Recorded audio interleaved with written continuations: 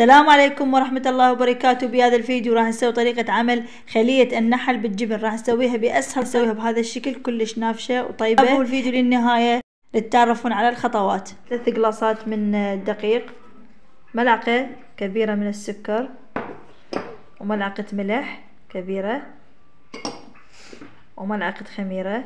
راح اخذ بياض البيضة، يعني مو صفار بس البياض.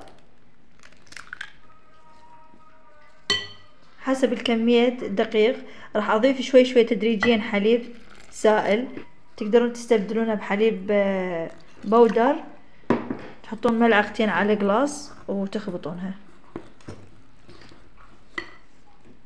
راح اضيف له 3 ملاعق من الزيت، وهاي 3 بس، ما راح اضيف بس 3 ملاعق. راح اكمل العجن بيدي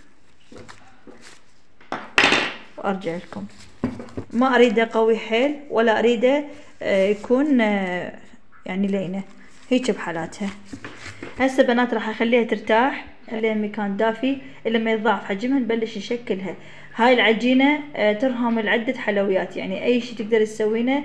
مثلا تحشينها بالتمر، تقدر تسوينها معروق، تقدر تسوينها خلية النحل، صمون، كل شيء تصير. اي شيء تحبين تسوين بيه فطائر تقدر تسوين بيه. العجينه ناجحه 100%. راح نبلش. صارت عندي ما شاء الله بهذا الشكل. عندي هنا قالب انا داهنته، راح احط بيه اي نوع قالب عندكم تقدرون تستخدمونه. راح احاول يعني اخذ قطع واساويها.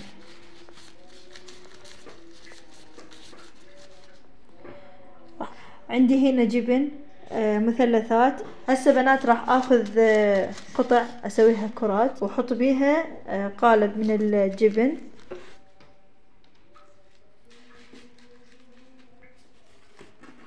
راح احاول اني اسوي الكرات كلها نفس الشيء. هسه بنات هاي النوعية راح عندي حبيبات الشوكولاتة، راح احط بيها حبيبات مال الشوكولاتة. طبعا راح اسويها قسم جبن وقسم حبيبات الشوكولاتة.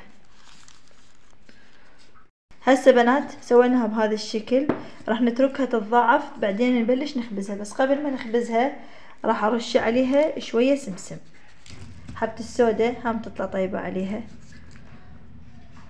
هسه بنات راح نتركها تتضاعف حجمها، بعدين ندهنها ببيض وندخلها الفرن. هسه بنات بعد ما وصلنا لهاي النتيجة صار ضاعف حجمه. عندي هاي الصفارة اللي طلعناها من البياض، راح اضيف لها ملعقة صغيرة من الحليب، وراح ادهن بيها خلية النحل.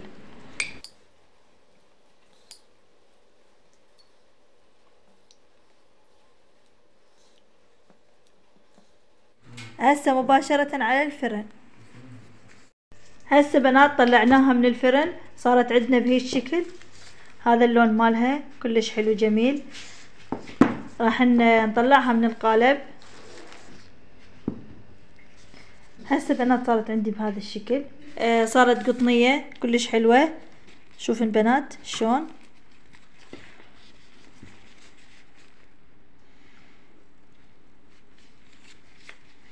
شلون قطنية، صارت كلش حلوة. لازم ما يتعدى رمضان الا نسوي من هذا الطبق، لان كلش طيب بالسحور، حتى بالريوق الصبح، حتى بالافطار تقدر تسوينه. وجبة كلش مفيدة، حطينا بيها الجبن والكاكاو، كلش طيبة. اتمنى انكم تجربونها. ما اخذت من عندنا وقت، بسرعة سويناها. سهلة، طريقتها سهلة، عجينتها سهلة. بنات اذا عجبتكم هاي الوصفة لا تنسون الاشتراك وتضغطون زر الجرس، ومع السلامة.